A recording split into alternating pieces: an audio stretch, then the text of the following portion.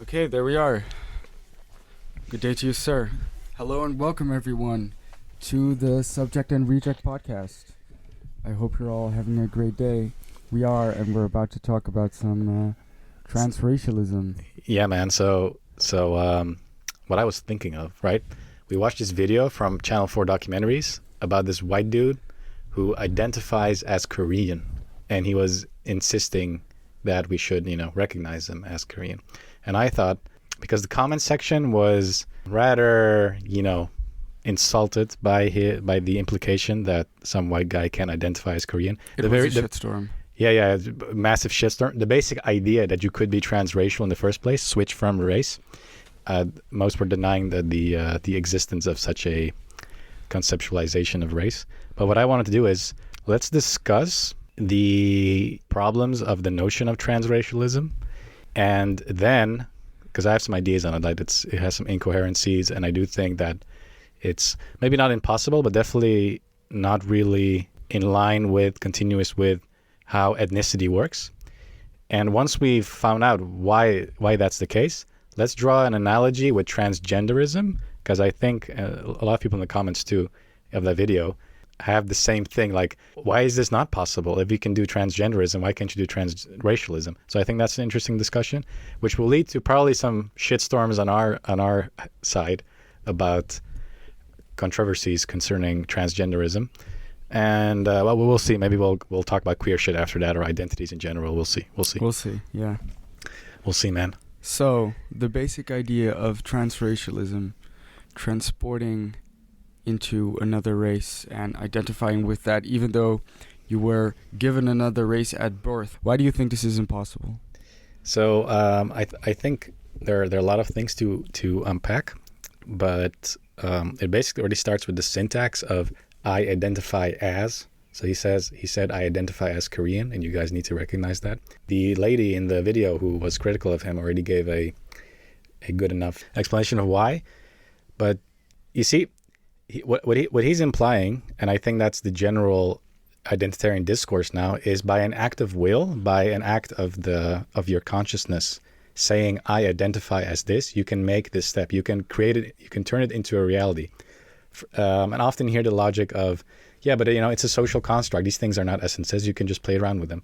But it's exactly because they're social constructs that you can't just also play around with them, because social constructs on the sociological level also have their own rules. And I think the rules of how ethnicities work is that it requires a certain historical contingency, certain historical factors, cultural factors needed to have happened. They were contingent. It didn't need to happen. There's no intrinsic link between having darker skin and being less pretty or being less intelligent. That's what we've made of it, of course. Nonetheless, the ethnicity and the blues with the ethnicity, that to me is the definition, the future of what gives everyone an ethnicity. You inherit a blues from the historical circumstances. So in the case of, African Americans, you've inherited the history that your ancestors were slaves, and this has created all sorts of pathologies in your ancestors. This has created an inferiority complex in you to varying degrees. The blues is a nebulous concept. Not everybody has the exact same blues or the exact same degree of bluesness. And this just happens to you. You never choose for it. It just happens to you. You just end up in this shit, and you have to deal with it. You have to navigate it. To what extent would you draw an analogy with that and gender dysmorphia? So with the critique against the transracial would be, you can't just, by an act of will, by an act of identification, using a verb like an activity, simply take over the blues. The blues has to happen to you. It has to, you can't just internalize an inferiority complex, which sadly is often a key part of being an ethnic minority. Right, you have a certain inferiority complex. But I think, just to interrupt you immediately, I'm sorry. Yeah. To even start by putting it into the conceptuality of the fact that ethnicity comes with a certain blues is already very limiting on why people would identify with other races or ethnicities. Like with the identification with a certain ethnicity also comes another whole range of factors that you may identify with. And the primary thing of ethnicity is not the blues per se, even though for certain ethnicities, this is also a really big part of it. No, but I disagree. I do think, because you already said like the identification, I think that word of using that verb itself assumes an ontology, which I find problematic. We can get into that later. No, but I understand why. You can elaborate, but to me, the blues doesn't mean necessarily you have an inferiority complex. The blues just means you inherited a historical situation. Okay. And so blues is not negative per se. No. But I think that's an important aspect. Yeah, but though I do use the blues with the connotation of, blues is like dealing with a kind of melancholy, a kind of suffering, a kind of negativity towards life. And every ethnicity has some dark past. It's just inevitable. White people also have a blues, right? Their blues is the guilt blues, because they're on the opposite end. They live with this guilt complex. Yeah. Of really makes me think of the Germans. Yeah, especially Germans, right? Yeah. They, and again, that's a more specific blues. They have their specific Nazi blues, and Americans have their slavery blues, and Dutch people have their own blues. Yeah, their colonialism blues, I guess. Right, and a very large part of intellectual and cultural effort, blues music itself is an attempt to take the blues and turn it into something, something you can live with, turn into jazz in a way, right? The jazz is turning the blues into something good. And you can't, the lady in the video used lived experience, which is basically I use blues because it's more fun, but lived experience has a similar connotation. Yeah. You can't just take that part. And even if everybody would accept you, I would say like, hey, look, man, I'm actually black. I'm not black. And everybody would accept me. You still would not be the same as a black person because they never actively tried to inherit a blues. It just happened to them whether they wanted to or not. They ended up in the social situation, in the historical contingency, where before they knew it, they were like, oh, fuck, so I apparently have an inferiority complex. People judge me because of my skin. My mom and dad behave to me like this and that because of stuff that happened in the past. I have inherited this kind of dialect. I've inherited this kind of cultural values, so on and so forth. This all just happens to you. And I think a key feature of ethnicity is that it happens to you. It occurs to you. So that's why the syntax of I identify as is problematic, because it assumes that the entity, the subject, the pre-ethnic, pre-gender subject can create the non-essential social constructs for themselves. But I don't think that's how it works. They have to happen to you, and they're also mediated on a supra-individual level. Not on I do it, but on, larger societal... On the collective in general, without really easily identifiable specifications of this identificatory mechanism.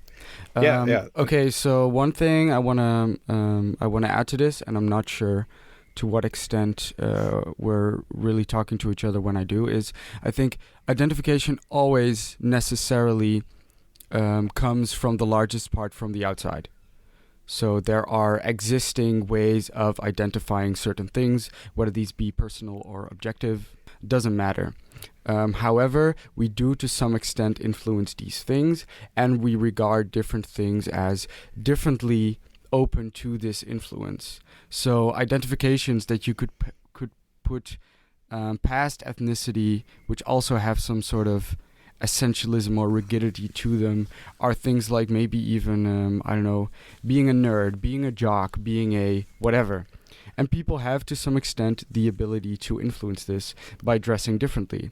What they try to do is invite actually the external identification from the society, right?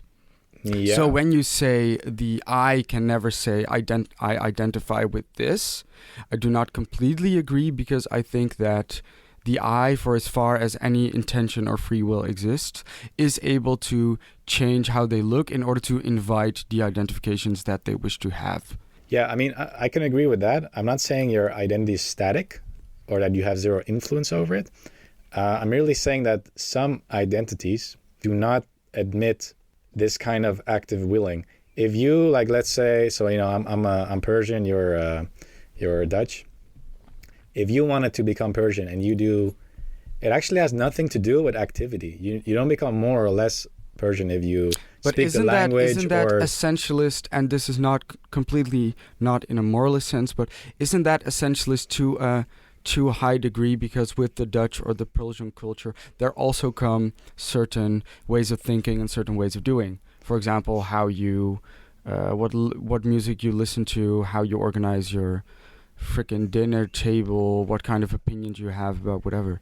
I would say those correlate with it, but they because so many people don't engage actively with what is associated with their culture, I would say those are supplementary. They don't it doesn't even matter. Engaged. I don't think it matters whether they actively engage with that or not. Yeah, that's what I think they are given that to the same extent that they are given their ethnicity.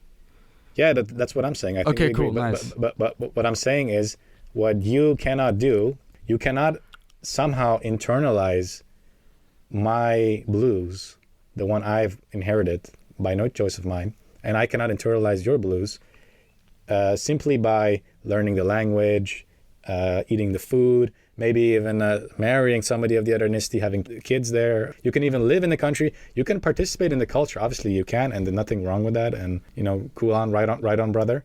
And nobody, I think, this guy who's wanting to make the transracial move, nobody would criticize him for that because that's just chauvinistic, right? Why can't you engage with other cultures?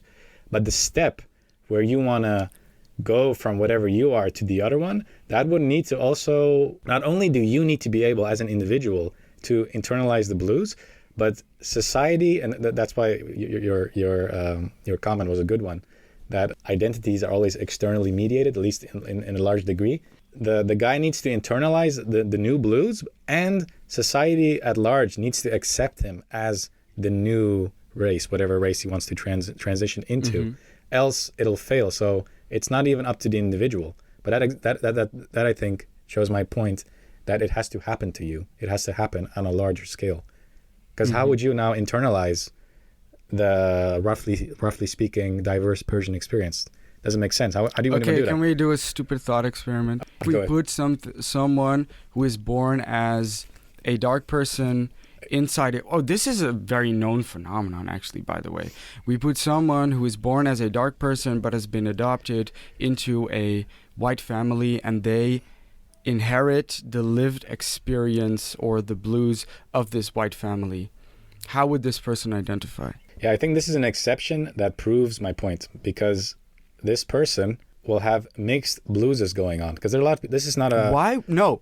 Why would they have mixed blueses going on if they've never actually experienced the history of the people they were born out of? Yeah, I can tell you, because that's a very common, that's not even really an exception. That's just the common immigrant experience in a way. Yeah. Like I moved here when I was a little kid, so I've never lived the Iranian experience in Iran. I have no idea what the fuck that is. I have no frame of reference for that either. The one I got is a more specific kind of lived experience of, on the one hand, being raised in the Netherlands, but at the same time, from my family side, inheriting a kind of blues and ending up in this weird mixture. But you had the family, someone who is adopted and never even got this family because they never saw them, will have way less of an identification with that family than you did. Yeah, that's true, but they will still, that's why the external element is essential to creating the lived experience or blues. I know people like, especially Asian kids get adopted here by white families. They will more often than not still have internalized something, because people will treat them differently. I know, but then I would like to say to that, isn't that a misidentification? What? Well, isn't then that a misidentification because they ascribe to them the inheritance of a lived experience that they never inherited, which is, I think, very analogous to people misidentifying someone who is transgendered to a woman as a man. Ah, interesting. Yeah, I think, this is a good point. We don't need to go on this analogy, but I think then saying, no, you've inherited this lived experience because you identify as that as wrong. I would say, no, that's a misidentification. This person factually never actually inherited this lived experience. So then on the basis of that, calling them the ethnicity that they were officially born as is wrong. That's an argument you could make. That is one you could make, but it still limits how it could work, because the circumstances that allow, say, an adopted Indonesian child in the Netherlands who to be able to identify as white, if you will, all the factors that it still happened to him.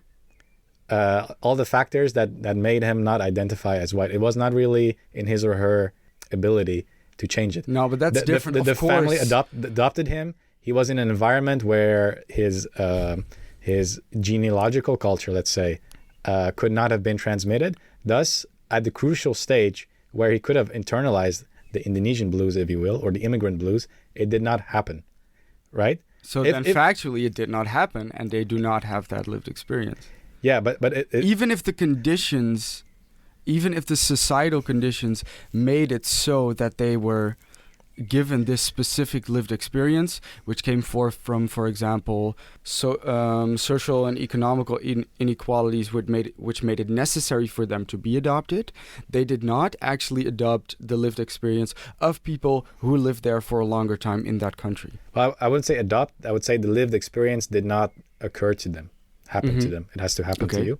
Though still, in that case, considering the fact that even if you have the specific case where the parents or the environment did not teach him the lived experience or the blues of Indonesia in this case, the fact that he does come from there on some level in his consciousness could make him come to the conclusion at a later age, well, I am interested in that, and I would like to say that I am maybe both. And obviously we would not find that problematic, right? We would say, yeah, fine, that's up to you. Mm-hmm. And it doesn't make sense to call that transracial. It just means something of, I'm going to reappreciate something that was always mine, and I have. But okay, but right? Can't you then say, no, actually this was never yours? If you have this feeling, sure, that's fine. But are there rational feelings to have this? Rational reasons for you to have this feeling? No, there are not. Except for maybe situations wherein someone said, hey, you kind of look Indonesian, is that true? Yes, but I never knew where I came from. Oh, well, maybe you should do that. Or, oh, hey, maybe they come to find out that they want to. I do not see why we should then, because they were born like that, take that as an unnegotiable argument for them then wanting that and identifying transracially. It is a theoretical possibility what you're mentioning, but I think in practice, the chances that at a young age he's going to be confronted with his different appearance will make him internalize to some degree, however small, that there is something different about him, which he's probably going to start to deny. And often you see that these adopted kids will overcompensate. They will come across as almost prototypically, stereotypically the Dutch or the dominant culture, which again shows that they're just an exception that proves the rule. Somehow they have internalized a difference, and thus, on some level, the blues. But theoretically, it would be possible that you bring the child over to some hypothetical country where they all look different. Nobody actually, like with dogs that are blonde or black, I don't know, like a golden retriever, you've got a black version, you've got a blonde version. The dogs don't make any distinction at all. If we would have a parallel case with the humans where an Asian-looking kid is in a white country and the whole history that has occurred, which can't be changed anymore, between Europe and Asia would have been different, or at least on some weird alternate reality or in some weird remote village, nobody just ever pointed to him that he is Asian or in any way different, and neither did the media. This is almost impossible in reality, but it could be theoretically possible. Then yes, then you would tell him, what is he doing? But that's so different from our current reality that it would also make the whole, if that is possible, then the whole notion of ethnicity would also take on a different meaning. I don't see why that would be bad, because we are so much fighting for the acceptance of transgenders. And we try to change the way in which people treat them by saying, hey, you can no longer misidentify me as a man because I put all this effort into being a woman. Why isn't that parallel to ethnicity? Wait, but what do you mean? Because I just feel like this doesn't hold, and I feel like you have to go into arguments where you say, okay, so identify or inheriting this much of the lived experience is enough for me to be this ethnicity or not. Well, that's the problematic part of it, right? And then I don't, and like honestly, I think it's very biased to say that transgenderism is perfectly okay and we should fight for it, but trans ethnicity is not. Yeah, that's my whole point, man. Now we're getting. Oh man. But that's cool. We can go on from here. Yeah, well, let's go on from here. But because most will say the transracial shit is disagreeable, because but transgenderism is just the hypocrisy of the interviewer in the video saying, just without a question, saying, "Hey, I recognize you as a non-binary person," but then being so on the moral high ground about their attempt to identify as Korean. I thought it was very inconsistent. That's the exact thing. He has to put effort into becoming Korean. But the whole point of Korean is you can't put effort. You just get it or don't. No, but you also have to put effort into becoming a woman. No. Yes, you do. No, look. Like, in order to exhibit the behaviors of, express female-like behaviors, you have to put effort into doing that. Even though you are receive them as taste and naturality, sure. I mean, becoming a man or woman becomes natural over the years if you just accept those identifications. But still, someone might say out of feelings of uncanniness in a long period of feeling bad about identifying as whatever, hey, I want to change this. No, but that's different, man. Look. Why is this? Sorry, different from what? It's different from because you said the woman has to put effort into being a woman, just as supposedly people who initially are either not perceived as women or do not identify as women and want to make the transition. The difference is, look, you can be like in my case, ethnic minority if you don't speak the language or you don't exhibit some particular scripts about what is perceived as being appropriate to your ethnicity. Maybe members in that ethnicity will say, hey, you're not good at this, or why are you not behaving like this, right? So you have to put effort in that sense. That's the gist I'm getting from you. But the very fact that you're put into that position outside of your choice still shows that you have the blues. The blues only means that you ended up in some shit. Just like with what is traditionally conceived as women, the fact that unbeknownst to them, by the time they're old enough to realize what is expected of them, they're like, hey, what the fuck? People expect me to put on makeup and have long hair. And what is all this about? I never got to choose about all this. That is the women blues. It was just happened to them. Mm-hmm. And it's in that sense, I think it's identical to the ethnic blues. There's a man blues itself. There's a gay blues. There's a straight blues. Everything. But it's a different thing if you say consciously. And that I think is the difference. That's my argument. Consciously, I identify as something else. I want to switch.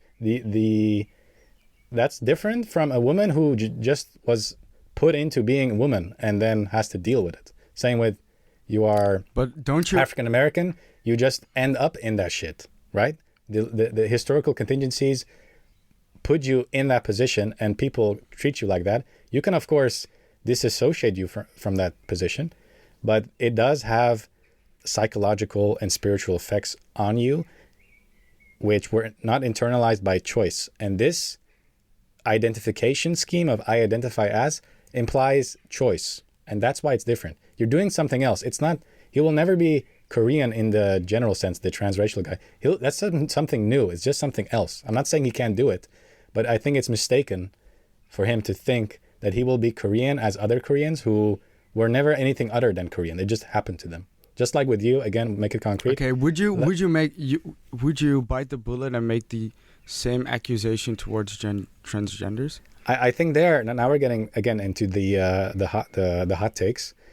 It does seem to have a problem because and there are feminists who make this argument, right? That, for example, a male to female, so trans woman is what you would call that, right? You go from you have a male body with a, let's say, female psyche, and you want to transition the body, or at least sometimes they don't want to, but they identify as the other gender. They would say you'll never really get the lived experience as women because you don't have a uterus and you don't go through periods. Yeah, and when you were at a young age, you didn't really, And what I find so interesting, so and if we can go back to the interview, yeah. this woman said to the interviewee, "Hey, you can never have inherited the suffering of the Koreans." You could also say to trans men, so a woman who goes into a woman, "Hey, you cannot just inherit the privilege of men," right? Yeah, in a way they can't. That's also kind of blues, right? I just feel like it's such a... If I can put it in these terms, please correct me if you would disagree. I feel like it's a childish and very open to insulting way of interpreting this. Of course, this person can just inherit the privilege or downsides of a certain identity, but it was never what it was about for them in the first place. What it was about for them, I think, was a feeling of uncanniness, of dissatisfaction with their current identity on whatever axis this may be, and then the effort to become identified in some sort of way that more suits their intuitive feelings, however these feelings might have come about. And I just don't see why we should not give people the opportunity to do this. But then the question is, what I'm thinking is, why this obsession with asking people to recognize what your ego requires? Okay, yeah, that's a very good... Because with this guy, so this guy was an adult, right? So yeah. I think that's already a very different thing, because with transgenders, it's usually at a very young age. So something definitely seemed to have happened to them. I think the blues analogy can just be extended. They don't have women blues, they have trans blues, which is something that occurs in the interstice between men and women. But with this guy, nobody would have found it a problem, or at least I would defend him if he said, look, I want to speak Korean all day. In fact, I don't even want to speak English. I want to do whatever I consider to be Korean. I want to do it. I want to live there. I want to have a Korean wife and kids. Everybody would be like, great on you, man. Why not? Do whatever you want.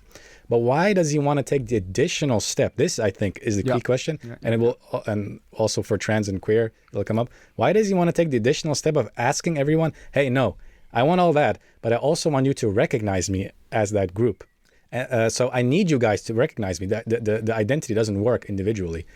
And there is a tension in there, which I think makes us deeply confused. Because on the one hand, he says, look, I'm Korean because I feel like I'm Korean, because I identify as Korean. Yet I can't be Korean unless you guys also accept me as Korean. But then the source of the Koreanness doesn't happen on the individual level. It can't. Else he would just say, oh, I'm Korean, and that was over. But he can't do it. He can't make that step. That's why it turns into politics, right? The identities need to be mediated politically. Yeah, but I mean... and I think we have to ask the question, isn't this just egocentrism? Because the Koreans can tell him, look, man, you can be with us, you can do everything you want, you can marry with us, but why do you want to claim so insistently that you are one of us? Look, we never asked for this, man. This shit just happened to us. It did not happen to you. Big deal, man. Move on. Okay. Fuck off, man. Why so egocentric? Yeah, to a very large extent, I agree. I do, though, want to explore the very basic fact that recognition is such an incredibly essential need for people. And I think what we've already established here, and maybe I should explicate that more, is that we are treating all identities on the same level, right? So all identities are parallel in their consideration. They become unparalleled on the basis of historical contingency. So, for example, identifications that are on the axes of race or gender or sexuality have become very important historically, but identifications which I already mentioned, like, I don't know, jockey, nerd, princess, cheerleader, whatever, father, are less historically important. Yeah, they could have become a big deal if certain things happened. Yeah. But whatever I want to go back to is the fact that being identified correctly, which is another way of saying being recognized as whatever identity there is incredibly essential for human beings. So I think what you're asking for them is to move away from a very fundamental psychology of recognition that gives them a lot of, I would say, joy in life, even the ability to go on living. And I wouldn't say that would be bad. I don't know if it is possible to move away from that. And I think you're making a very good down-to-earth point of saying, hey, why do you need this extra step? On the other hand, I see an incredible essentialness for people to always be recognized correctly. Yeah, I get what you mean. It's a really good point. But don't you think that if we take this too far, it just becomes egocentrism? We don't want to accept or recognize every little whim somebody has. We can also tell them, look, grow up, man. The world is not about you. Yes, you have this need for recognition. Go and work on yourself, man. But we will treat you nicely. You can do whatever you want with us. We will respect your ability to conceptualize yourself.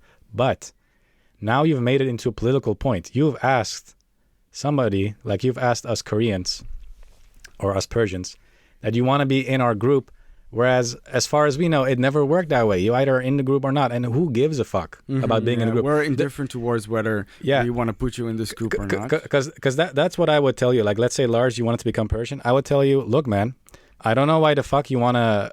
The fact that you want to identify as it already makes you non-Persian, because no Persian thinks in those terms. It just happens to them. They deal with it. Often they're indifferent towards it, or they would wish like, it's just annoying. It's just, Yeah. But you wanting this need for others to recognize you just seems like, I could say, maybe you just have an issue of self-acceptance. Like, where does this come from? It's not the same as being... That's the thing I want to get across is, and I think with the transgender, you get the same problem, is it just is not the same thing you want. Because no black person screams to recognize as black person. In fact, it's the opposite almost, right? Like, hey, look, just treat me like a person, not as a black person all the time, right? That's how it works. It happens to you. It's a social construct, not an individual construct. But here, the individual is asking everyone, recognize me as I think I am, which on the one hand, you are asking, yes, to some degree, we will have to recognize you, but every single whim you have, one. And two, where did you get, and this, I think now we're getting very meta, where did you get this idea that you can even do this? Do you think this is authentically you? Where did you get this idea that you can switch from race, or that whatever you identify as is more essentially you? We're getting to the Cartesian subjects, people. Oh, baby. But this, I think, shows the problem in it, because they think, I would tell them, look, man, you've inherited some other weird discourse that tells you that you can switch in stuff, or that tells you that it's even a big deal to switch in stuff. That is ideological obfuscation, because the reality is all this shit just happens to you, man. This voice in your head is just some egocentrism that you are covering up with a cry to make it sound better by saying, I want to identify as these things. You just have problems of self-acceptance. Okay, and here I'm going to get killed because the analogy can be transferred to transgenders, But I think it's true. Fuck. I feel bad, man. But I think it's true. Fuck it. There's something there. Something stinks about this, right? Okay. I think one very interesting point you're making is that identification with this other identity is to some extent always asymmetrical. That's great, because I think it's very easy for people to idealize being the other identity, because their just status quo mode of looking at the world is shaped in this way, that they see the advantages of that other identity but forget the advantages of their own, and they really focus on the blues of their own but tend to focus on the benefits of the other identity. But then saying further on that identifying with this other identity is always fundamentally different than inheriting it, I think is a great point. Yeah, it's just you want something else. Yeah, you want something else, and what this else is maybe also the ability to idealize that otherness that is never you, that which you never inherited. Yeah, and I think maybe in the next episode we will read thinkers that have influenced this, though it was not necessarily their intention, like Foucault and Judith Butler. Especially Foucault, I don't think this was his intention. But I do think they have given especially Foucault, I don't know much about Butler, so I won't say anything about Butler, but I think, and this is, I think, a more general tendency that has occurred from both critical theory and Enlightenment thought, of the subject experiencing itself in such conflict with society in general that it has, over 2 centuries, kept criticizing every kind of supra-individual concept. That every concept that has a normativity beyond the individual's own subjective normativity has become problematic. And I think it has reached a point where it has just become egocentrism, whereas it started with maybe things that were legitimate, like why are men and women unequal? Where does that come from? I also have abilities to work and think and feel just like men. Why are you imposing this on me? On that level, it made a lot of sense.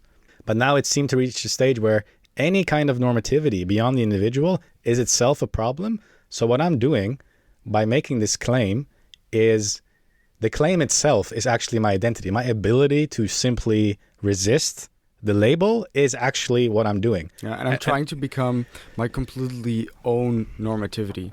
The only normativity that may be there is completely my own. Yeah, it's almost like a word of God thing, like a being your own God. But of course the reason it's incoherent is you see it because you can't be Korean unless the other people also recognize you. That's why you keep insisting. Look, my Cartesian subject, my fundamental consciousness, which is what I am. That is really what I am. Identifies as Korean, but I can't do that by myself. So the source comes from me, but actually it also has to come from you, because unless you guys start recognizing me as this, I can't really be Korean. And same with transgenders. Yeah, but there is the paradox, right? And then I'm thinking, this is not really the properly radical step. The only real radical step is fuck all the identities, just throw them away. Complete. Yeah, but I think that's impossible. I think we should then look at how language works.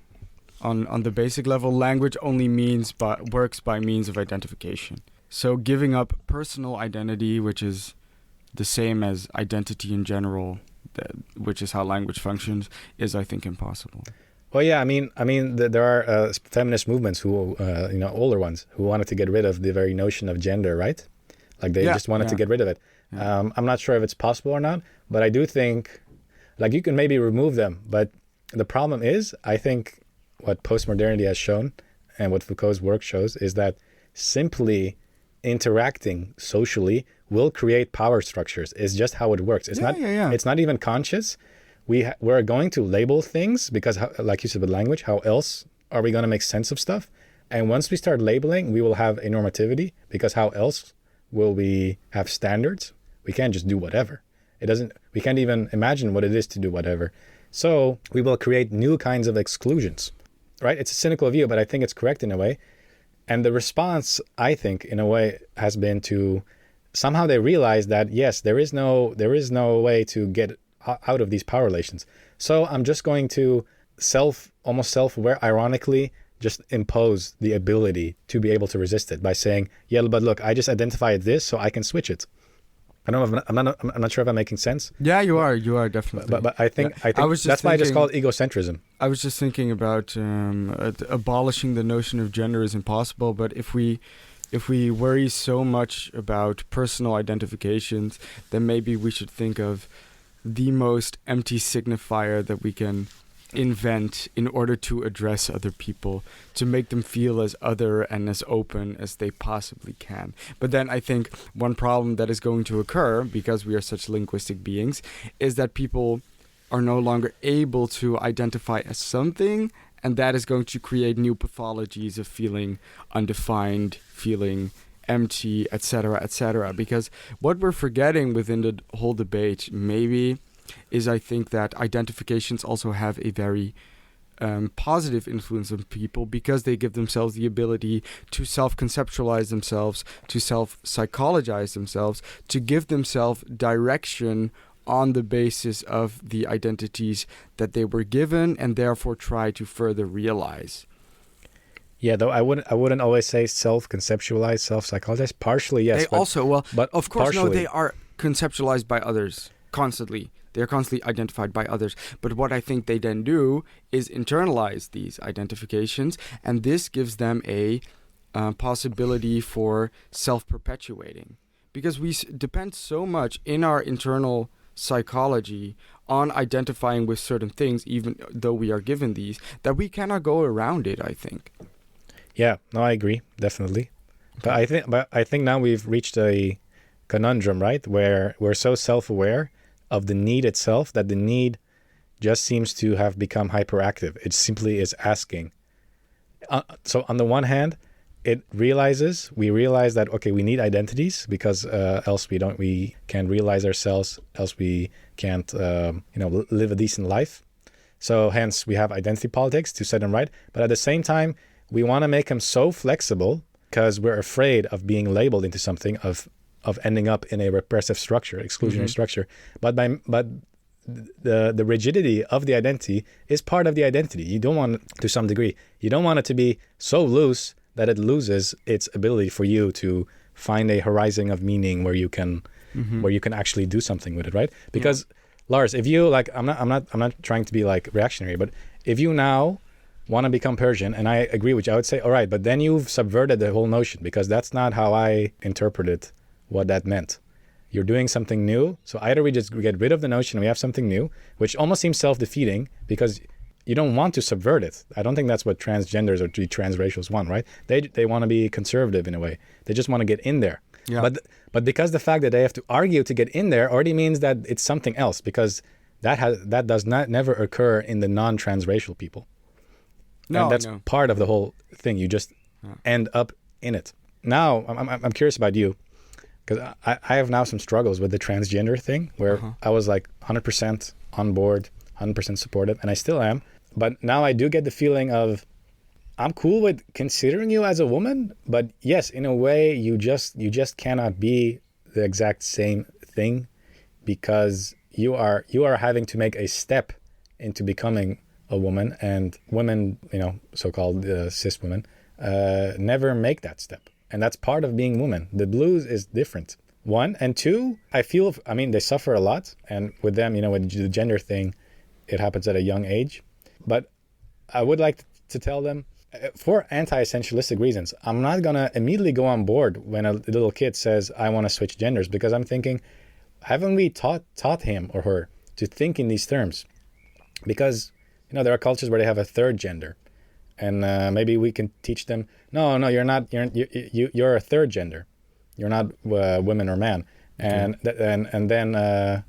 But this just moves the problematic, of course. No, but at a certain point, someone's gonna need a fourth one, No, but that's cool. But then we get an infinity of gender, and we just realize the plus of LGBTQ plus to its greatest extent.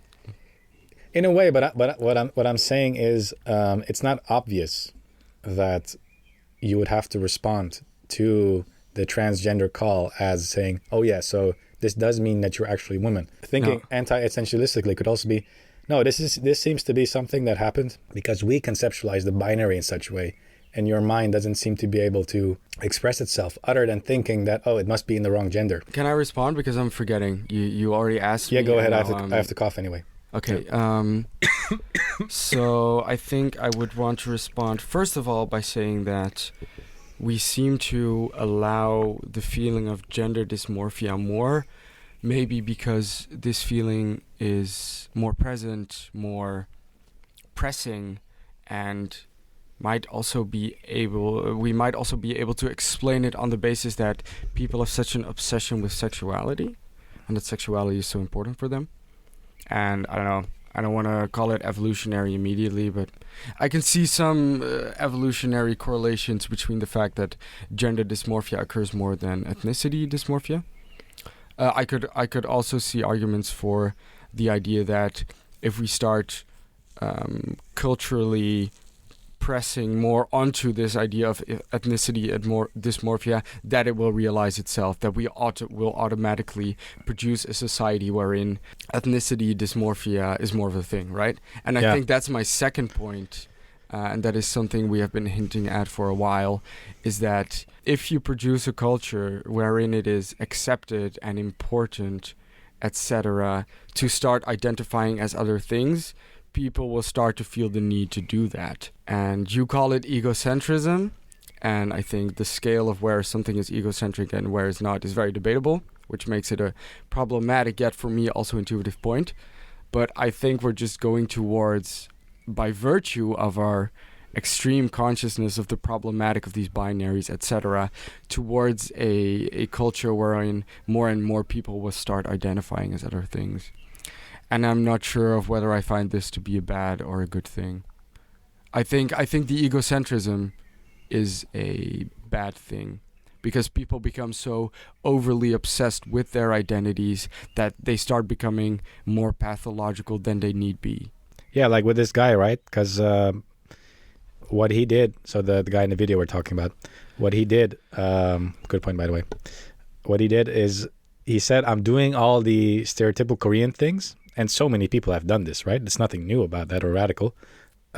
But the fact that he wants that extra step, right? We already discussed that. Yeah, the step of recognition. I by think the I think external, I think indeed the reason he even came up with this idea, conceived of himself in this way, is because we have created a culture and discourse that values the ability of the subject to resist, just for resistance sake, from the super individual normative structure, from labeling you as something.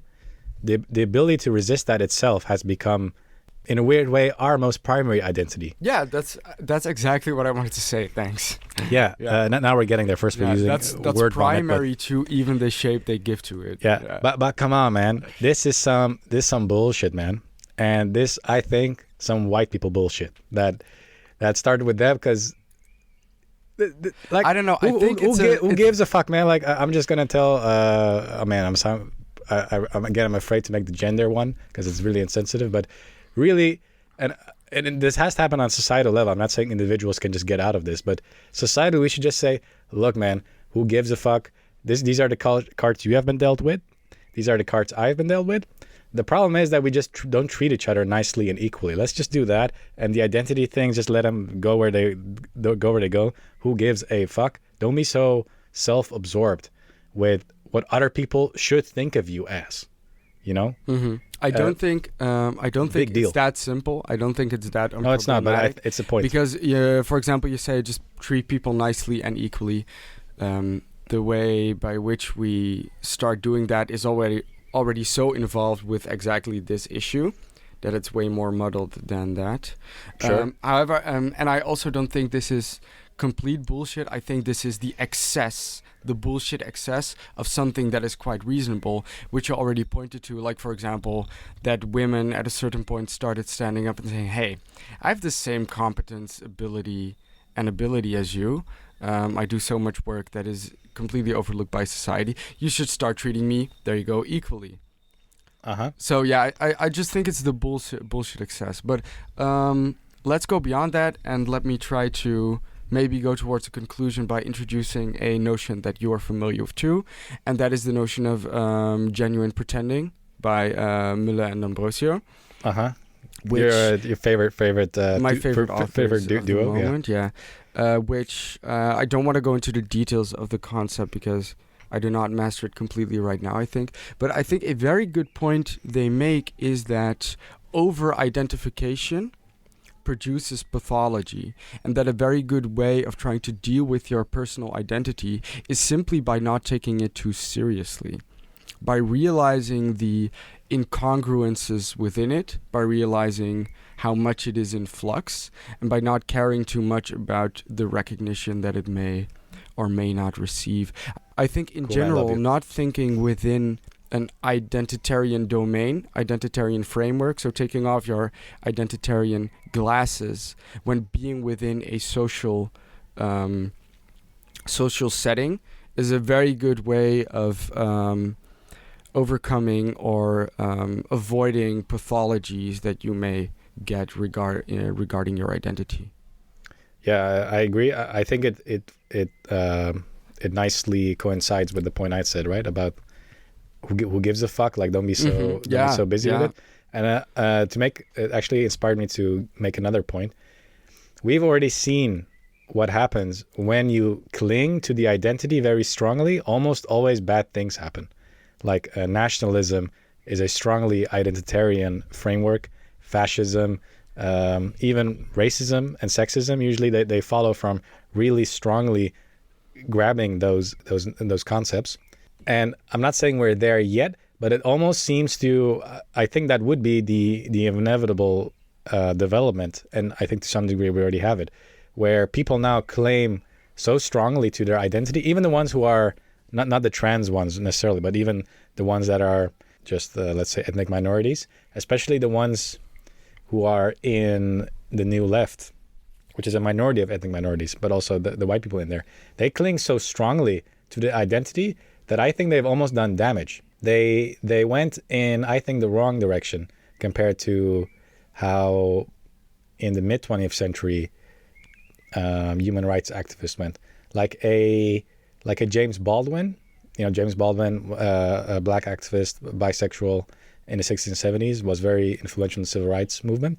He said, he really emphasized, look, yeah, I'm black, but one, I'm not an M-word. I'm primarily just a human being. You guys started seeing me as something other than a human being. You guys were just obfuscating yourself from what the reality is. Because the reality is the one of... Yeah, you guys forced me to make it a big deal, but I want to get to the point where it's not a big deal again as quickly as possible, because I just want to live my life, and I'm basically the same as you guys, really, when it boils down to it. So that comes from a humanist perspective, but I think we do need that to some degree, because now it's actually, the discourse seems to be just increasing awareness of difference, and by increasing awareness of difference, you are also increasing belief in difference. And to me, it's tiring, man, because like myself as a minority, it's just a personal thing for me, all the minority bullshit, and I'd like to keep it personal, but sometimes it becomes non-personal because somebody problematizes it. But I myself want to get to the point where I have to think less about it, especially in the political sphere. But if some person walks up to me and says, hey, look, I identify as Persian, I'm like, look, man, I'm not going to take you seriously, man. You're going the wrong direction. You should not be so obsessed with your identities. And two, it's not even making sense, man. That's not the point of being Persian, is not to be able to will yourself into it. But I understand here we found a troubling thing with transgenderism, because the way they conceptualize themselves seems problematic in terms of what we just discussed, that one, you cannot will yourself into the other identity. Is something new, it's something different. And two, to some degree, it's not even really good for you. It's pathological. You should probably, or society should move towards a place where we just say, look, it's not that big of a deal. Just chill. Your body is what your body is. Your mind is what your mind is. Just express yourself the way you want, and everybody should treat you nicely, and just chill, and don't be so busy with what you're supposed to be. Mm-hmm. But I realize this can be co-opted for conservative, cynical interpretations or trans exclusion interpretations. But I do think it is the way it is.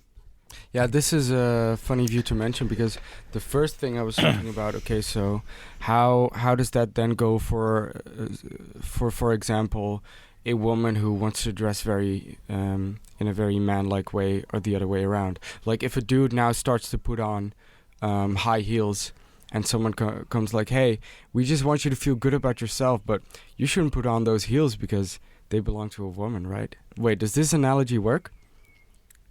Some way in which conservatives could co-opt whatever we're saying here?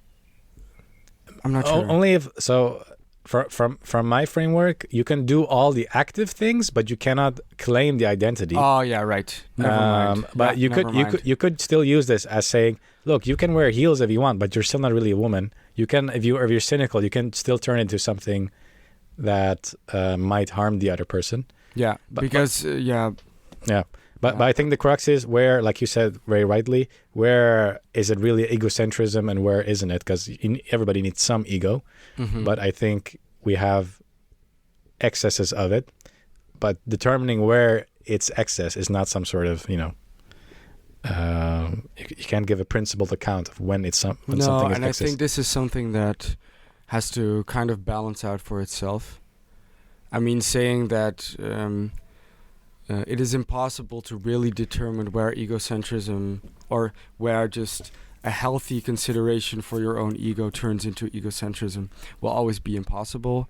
But some sort of balance or maybe consent about this we should be able to achieve. Because I think that's the general problem of all the deconstructivist, counter-hegemonic doctrines, ideologies, theories, right? Like, they are unable to come up with anything positive, and they will therefore make it make us unable to even say, hey, you're egocentrist or not, because then they're like, oh, but where does egocentrism go into its opposite, etc., etc. Anyway, I think we should close it off, right?